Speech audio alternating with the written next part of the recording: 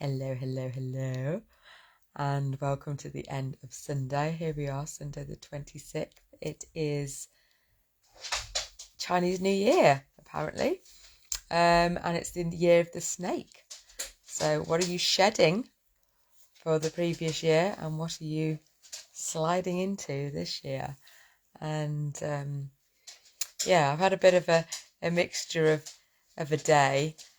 I was going to start off being really healthy. Yesterday I was thinking, should I be really healthy and go swimming this morning? And hi, Aoife.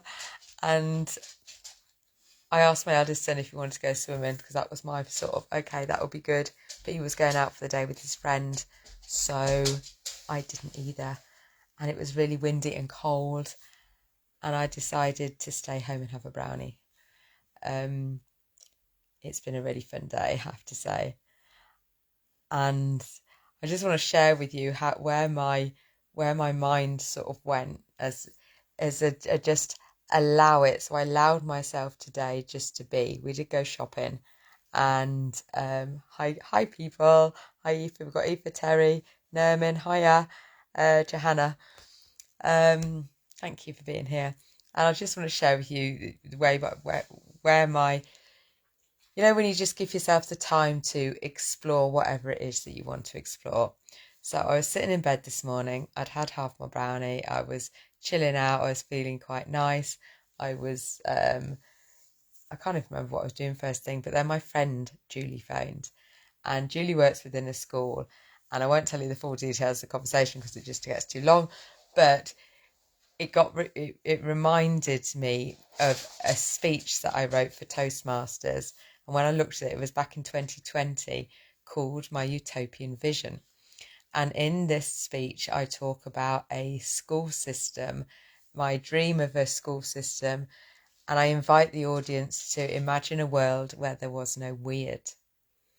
And I just want you to think about that for a moment. If there was no such thing as weird, if every time somebody classed something as weird, as unusual, it was really celebrated.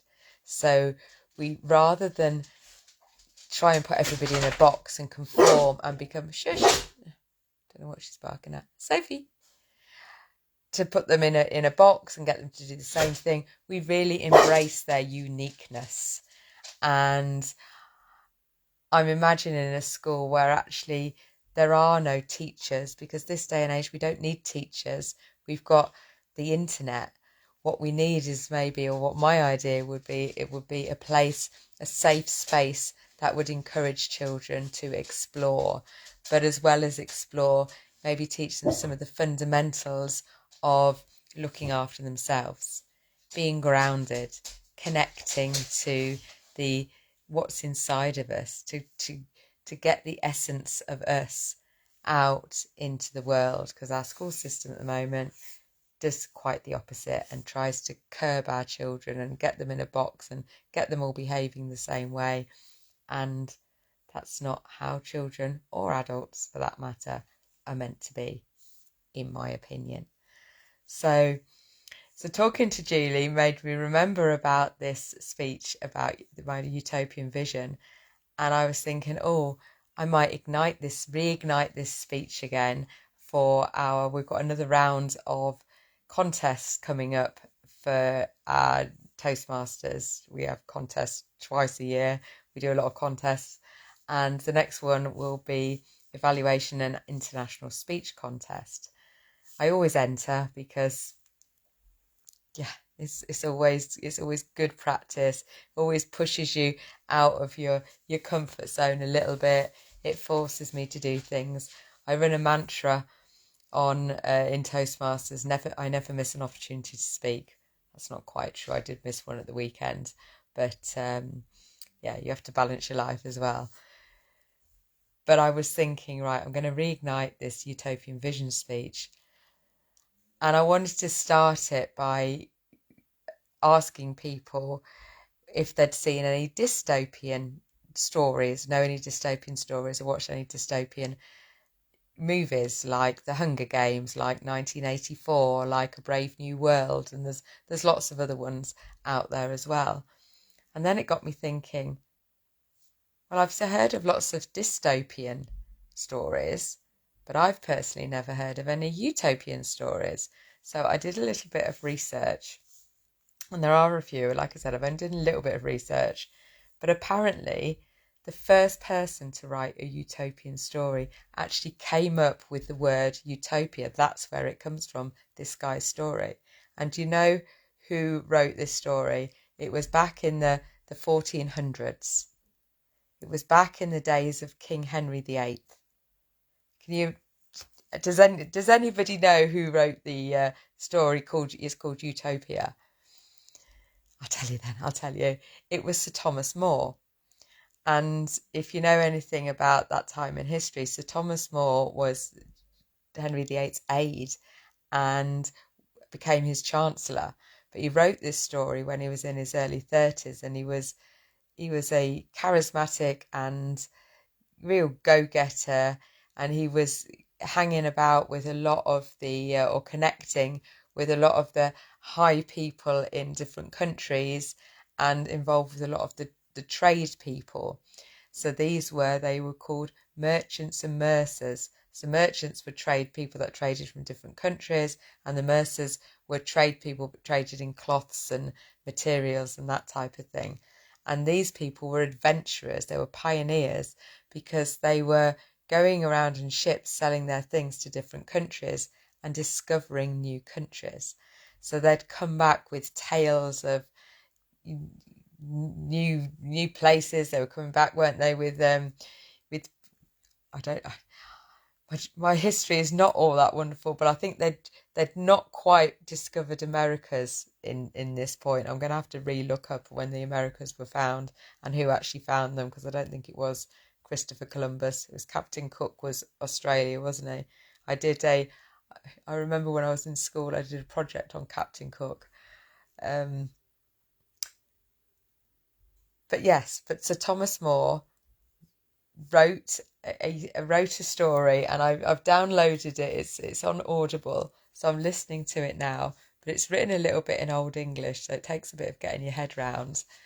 But I've just listened to a lecture about it that tells the story of Utopia. And the way Sir Thomas More wrote the story, he is in this. So he wrote it as a fictional piece, but he put in real characters. So he's in the story. He put other people in the story, other merchants and mercers that were travelling about. And then he invented a brand new character. And the brand new character was a philosopher that had been travelling around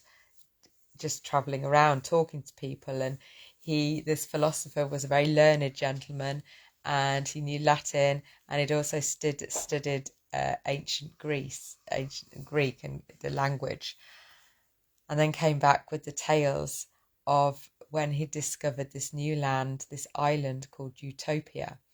Because a lot of the other stories of people coming back from their travels told of fighting and monsters and horrors of indigenous tribes, I suppose, protecting their lands or whatever, but it wasn't. And Sir Thomas More thought, well, what happens if we found a community that everyone was living in a beautiful, calming way? Because at that point in Europe particularly, there was a lot of poverty. You've got now we're living, there's a disparity between the real rich and the real poor, but back in the Middle Ages it was even more so. The kings were living lavishly and traveling like kings and the poor were really, really poor. And in this place called Utopia, there was no money. There was everything was owned by the people. Nothing was owned. Nobody had any land. It was all sort of shared amongst everybody. Everybody worked, did a little bit of work on the land. They were quite grounded and worked and created their own food. So everybody had enough. Nobody, because there was no money, there was no things to own. Nobody owned anything. Then nobody was out trying to buy clothes or car. Well, it wasn't cars then, was it? But houses or land, and there wasn't any greed, there wasn't any theft, because there was nothing to steal, because everything was owned by everybody. And then it goes on and talks about how it was how it was structured, and it goes into detail. So I'm still learning about that, but it just sort of led me on this wonderful journey. And I think what I'm going to do is be inspired by Sir Thomas More and write a similar story. The story he wrote wasn't very long. It was just a couple of little books, apparently. So I'm going to read it. I'm going to do a bit more research, and then I'm going to write my own utopia. I'm going to call it Creating Utopia, because I believe I've got a vision. I have got a vision. My whole the vision of my version of Utopia started me off on my spiritual journey, really. And how that started off was when it's about, I don't know, 7 years ago. And I was going through what I now fondly call my vortex of shit, where everything was going wrong around me. A relationship was falling down. My job was, I was deeply unhappy at work. We were getting evicted from the house. My dad was dying. Wasn't surprised. I had a big flare up from my MS, and but in amongst it all, I had a little flicker of a light, and I'd signed up to my very first online course, which was called the Ultimate Success Masterclass by Natalie Ledwell, and ended up to be teaching about the law of attraction. And I think it was module 3 or 4. One of the questions that she got us, well, one of the things that she got us doing was going through our money mindset and uncovering the first layers of money beliefs that sort of keep you in a place where you're not feeling very abundant. And the question that she invited us to answer was one that I had a lot of resistance about even thinking about, but totally opened a door for me that I didn't even know was there. So do you want to know what the question was? The question was, if you had £100 million in the bank, or dollars in the bank, whatever's in the bank, and you knew you couldn't fail, what would you be doing? And my first wall of resistance was like, well, this is a waste of time. It's never going to happen anyway. It's not even worth thinking about it. That came up again and again. And then one evening when I was washing up after dinner, I remember where I was in the kitchen. I can see myself in there now, putting something away. I'd moved from the sink over to the side and was putting something away. And I just thought, but what if I could? What if it did? Just imagine, what would you be doing if you did? And what I saw was a lakeside community where people lived in harmony, really, in calmness, and people were doing what they love to do, whatever that is, whether that's painting or yoga or playing football or building things or teaching or whatever it is. They were doing what they love to do. And this place by a lake, by a waterside, would be a place where it would facilitate that. It started off as a building where I was living and working, and my office went out onto the veranda onto this lake, which is a wooden sort of jetty, and big sheer windows, and I would do my videoing from with the lake as the backdrop, so I wouldn't need to worry about painting walls or anything like that. And then there'd be a sauna next door and some showers and that, so you can get nice and cozy after you've been for a swim. And then there'd be a bistro next to the house where people can come and eat breakfast together, share, and the food would all be super healthy, and all different diets catered for, but all the food will be locally sourced. So we'd end up with our own little mini farm on the, like an estate, I suppose, used to be. But rather than employing people to look after the estate, people came and did that. So you came and contributed, and you can contribute, you could come and spend time there. You could spend time like an hour, a day, a week, a month, a year, a lifetime. You can stay there as long as you like, and just people come, and it'll have such a nice energy because you're surrounded by nature and in woods. And then there'll be things like yoga studios and therapists working out there. And then it sort of grew a bit more, and I'd start to have little pods around the lake where people could come and stay, and run retreats and things like that. And then maybe every full moon, or every time we have an equinox or a solstice, then there'll be a big party with a big what's it called, fire, with a big bonfire, and we'd all dance around it naked in the moonlight and go skinny dipping in the lake, and just be a beautiful, beautiful place to hang out, where people can come and heal and grow and become, and really find out who it is, the essence of them. Because I think something I've learned over the last couple of days is that if we're moving towards somewhere that we're not fully aligned with, it's going to be a slow, hard journey. So let's get really aligned with where we want to be going. Find your way through the bullshit and other people's demands and desires, and find out what it is that we really want, and move towards it. Go get it. So that's my idea of my utopian vision, and then it just developed a little bit more. Thank you. And I've now got a school in the mix as well, so where kids can come in and not just be themselves, but become themselves. Really allow them, the inner essence of them, to emerge, and not just try and stick them in a box. So yeah. So I'm going to write a little bit more about that and turn it into my version of Utopia. And just because it feels good. And I've written on the start as well about manifesting my BHAG, because this is my BHAG. Does anyone know what a BHAG is? I don't know where I originally found that. It's an acronym. So it's BHAG, and it stands for Big, Hairy, Audacious Goal.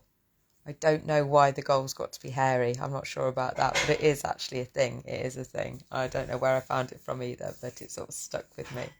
So this is my big, hairy, audacious goal, to find this lakeside place that I can develop or work with people, collaborate, because the more I speak about it, the more I resonate with other people that have a similar ambition or dream. And I spoke to my friend and coach and spiritual seeker earlier on today, and she's got a very similar dream as well. So this is like, yes. So if anyone else has got a similar dream or knows somebody that has, then connect with me and we can, I don't know, manifest it. And by manifesting it, it's just talking about it more, colouring it in, bringing it more into reality. Because when we write things down, when we talk about them, when we share them, we're turning it from a vague concept to something that's a bit more tangible. That then it's like, oh, I know somebody that's got a bit of water. I know where there's a lake. So, I know somewhere exactly that will be. And then what happens, by writing it down and talking about it, you're telling I think it's your amygdala, which is, I don't know, somewhere in your brain, that starts taking notice. So this is the part of your brain, when you buy a new car and suddenly you can see lots of that new car around. It's like when you first have children, all of a sudden you look around and everyone seems to be pushing a pram or a pushchair, and yet before you were pregnant, then you didn't see anything. So this is the part of your brain that tells you to take notice. It's like, oh, hyper alert, hyper alert. So by writing it down, gives you a bit more clarity on whether or not it is something that feels aligned to you. And then if it does feel aligned to you, then you start colouring it in, you start talking about it, sharing your ideas with people that you think might listen to you, rather than sharing them to people that just say that's absolutely ridiculous, you don't want to be doing that. And just starting opening your world. So this is the manifestation process, really, of colouring it in and seeing, just by talking about it, what then comes into my world. So on the other end of the scale, so that was really exciting. I've thoroughly enjoyed my afternoon of finding about St Thomas More. It's so exciting. I'm excited about it. It's buzzed up my energy. My energy is buzzed up this week anyway, but this has just sort of elevated it, because one of the other things I was working on was trying to carve out more time to do nothing, because at the moment my calendar is very full from appointments to different things, and I want to carve out some space. And I was really struggling on how to do that and still get, move towards my goals. And my goals is this is Utopia is a goal, but the stepping stones that I can see that I'm using to get there is to start off building up a consistent income that's outside of the benefit system, that is reliant on me, and it's coming out into play. And I'm doing that. The vehicle that I've chosen to do that is through coaching and speaking, and and that's been a challenge, I ain't gonna lie, but it's moving towards. I've created a signature program which I'm taking some beta testers through at the moment, which is really a very practical self-awareness program that I guide you through a number of tools to get to know what you believe in all different subjects, pull out any beliefs that really aren't very helpful to you, and reprogram them with beliefs that are going to move you towards your goal. We're also going to really define what your goal is and what's your BHAG, what are you moving towards, and discover whether or not it is fully aligned with your values. And if it's not, then time to readjust, because if it's not, you're probably not going to get there, or not very easily and not very quickly. And then when you do get there, you'll realise actually that's not where you wanted to go in the first place. It's a bit like that story where the men were building the road, and they're building the road, and they get so far down, they've done really well, they've built it miles, and then the captain or somebody stands up and realises actually they've been building the road in the wrong direction. So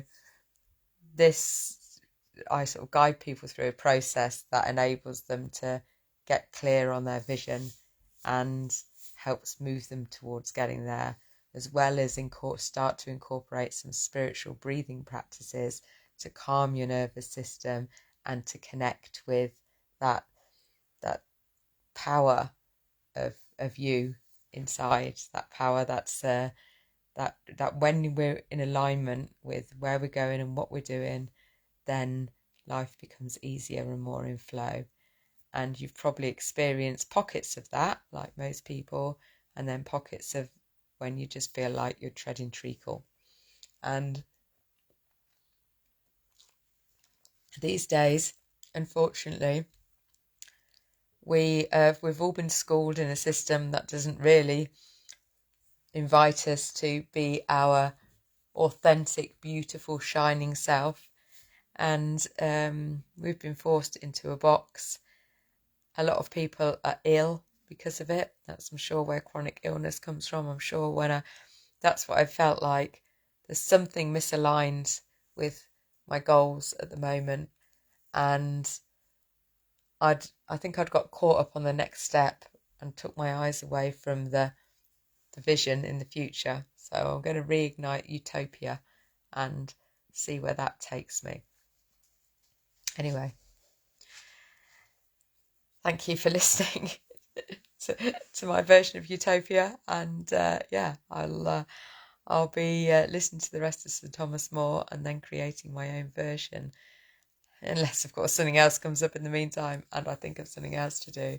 But this feels quite exciting to me at the moment, and if something feels exciting to you, then you've got to follow it, haven't you? You've got to follow your nose and see where it takes you, and and see who you meet on the path. So,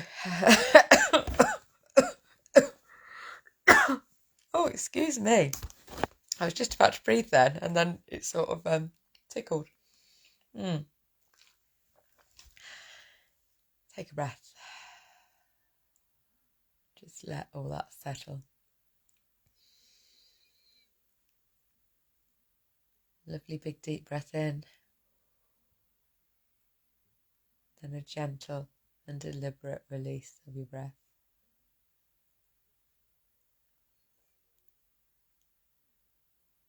Another big deep breath in, and then smile. Smile on your face as you breathe out. And say to yourself, I am safe. Right here, right now, I am safe. And continue breathing in and connect in with your heart. Just notice how your heart feels as you move your breath through it. As we hold the space for each other. To sink in complete relaxation, safety, security, connection. Let's send out that love to everybody else on the planet. Send a little bit of utopian vibes.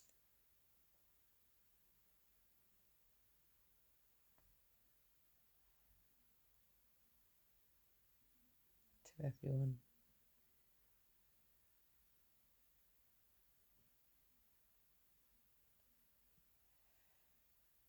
Mm-hmm.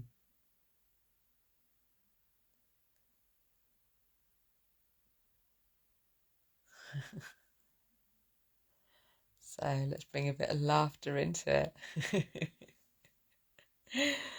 Let's laugh at, just laugh because we can.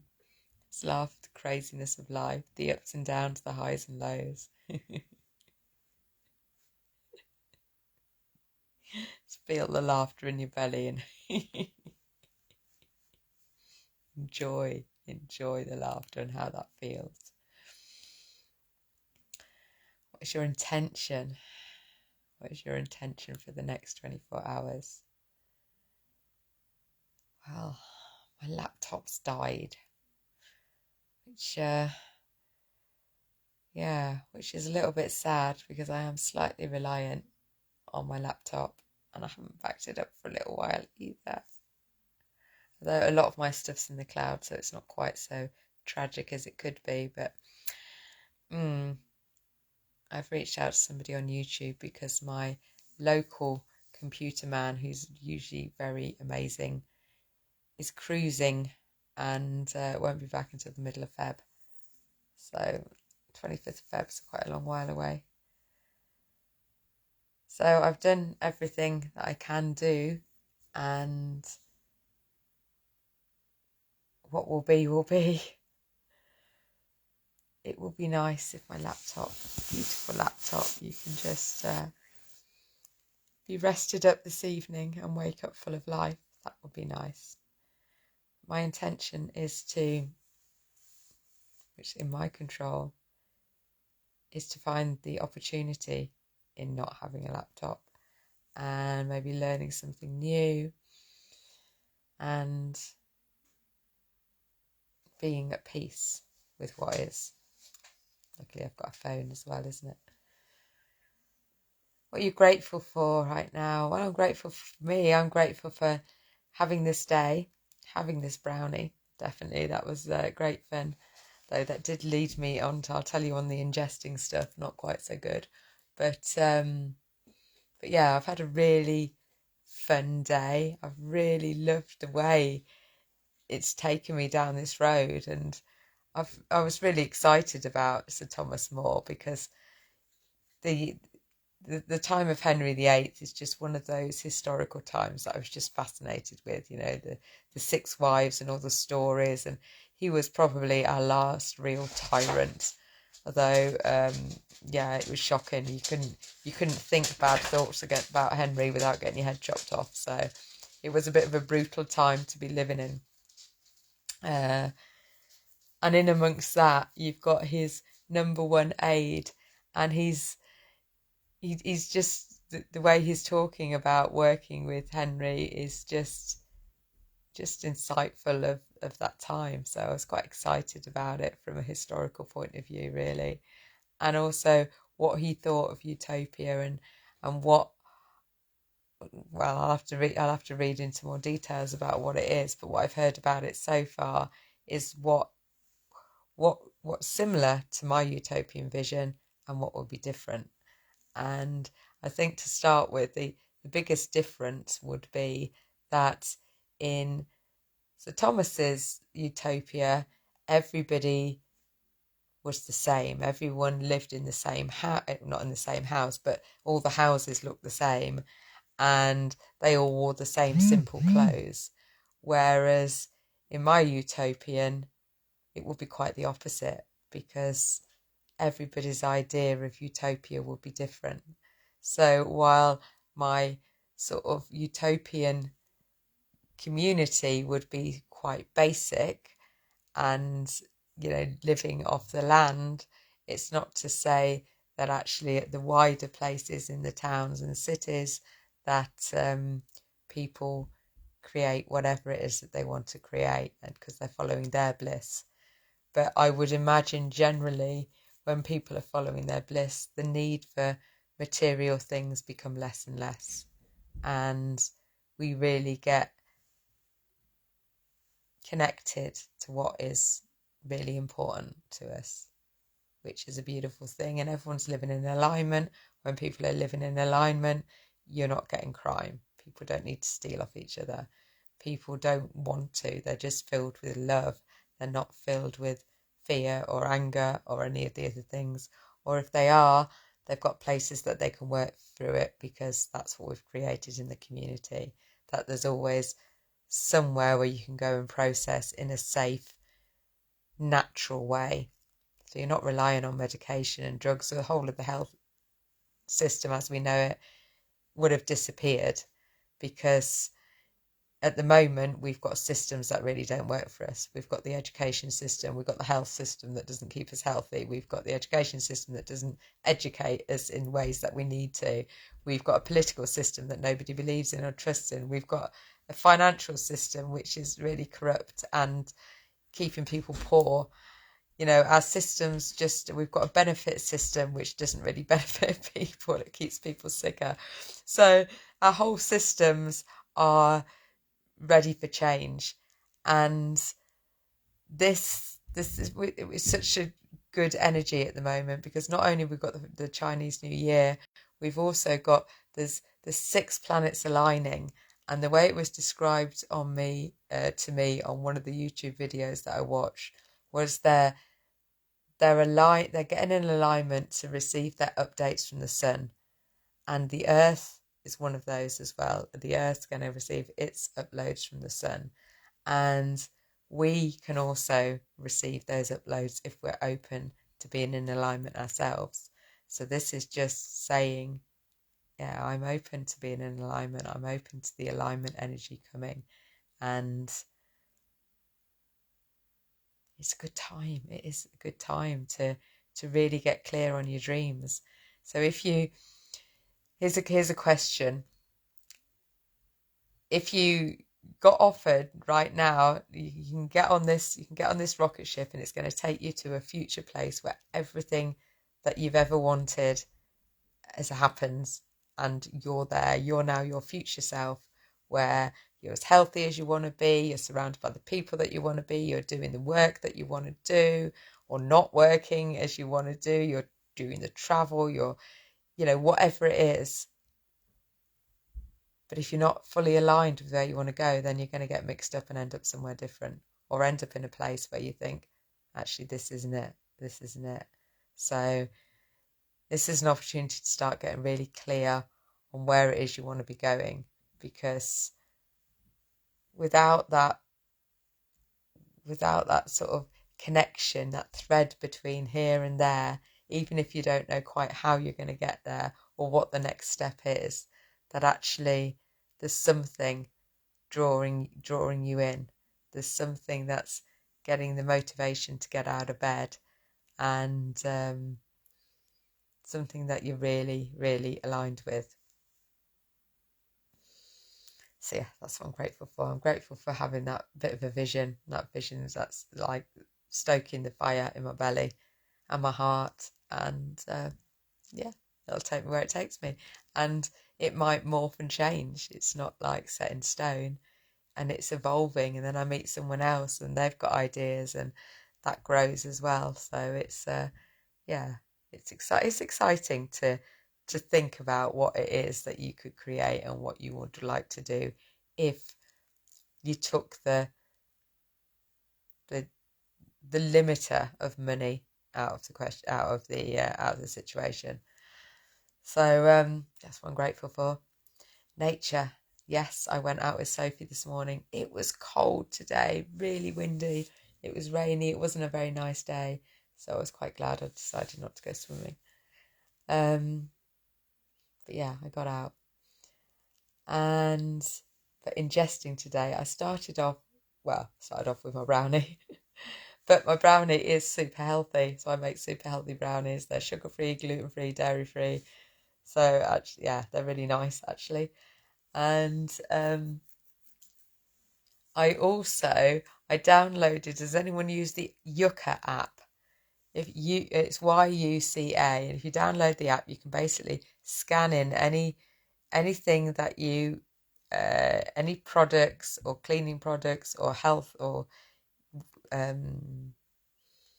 personal hygiene, shampoo and that type of products, but also your food. You can scan in to see how healthy they are, and yeah, that was quite interesting.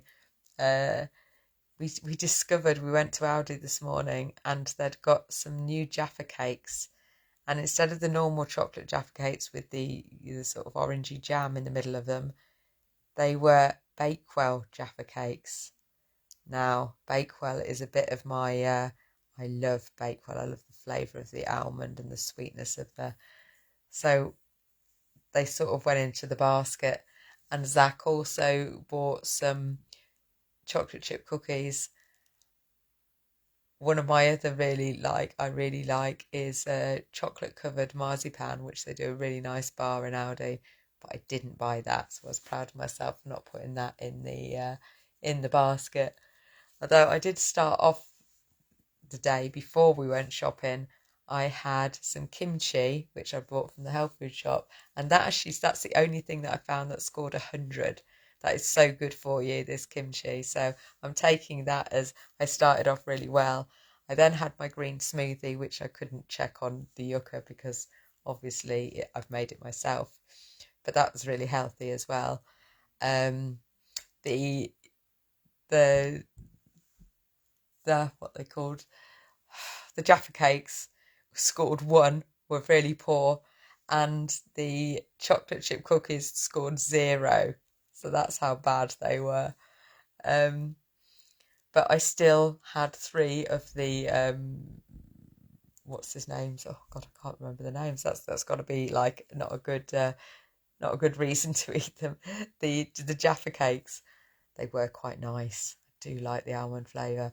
But what I did beforehand, because I'd also been learning today, I've watched some different reels and videos of people where you instruct your body what you want from it. So I instructed my body to take whatever nutrients it could, take whatever goodness it could from this thing that I'm going to eat, and then eliminate anything that's not good for me and just not let it into any of my cells. Just take the goodness. And as a little sort of, I suppose, a little like how we used to say grace, how people used to say grace before dinner, just thanking the universe or God for what we're about to receive, but also instructing our body to take the best from it. So I did that, which is sort of feels like a bit of a get out, but it was made it a bit more mindful. And I recognised, particularly when I ate the Jaffa cakes, that my taste buds were really enjoying the experience because they were really nice. That's why I ended up having 3, stopped at 3. But then a bit later on, I did then go and try the chocolate chip cookies, which weren't quite as nice, but I still had 2.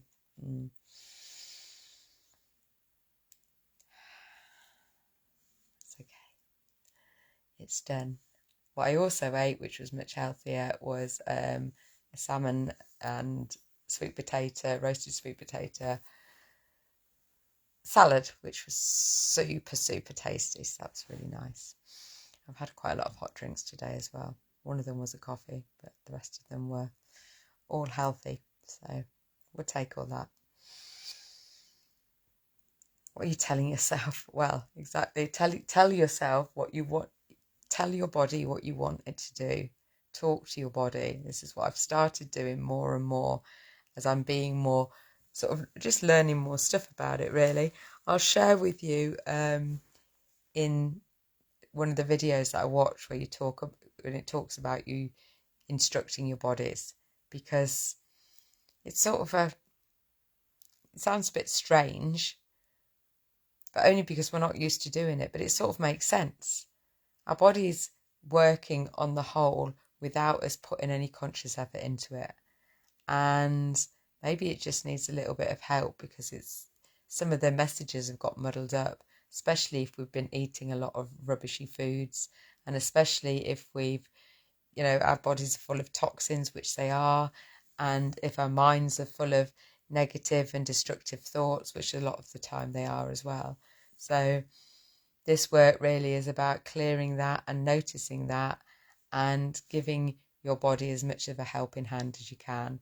And if that's maybe a little bit of nurturing compassion and instructions, then that seems quite an easy, free thing that we can all do. Just tell our body that it's doing really well and what it needs, what you need from it.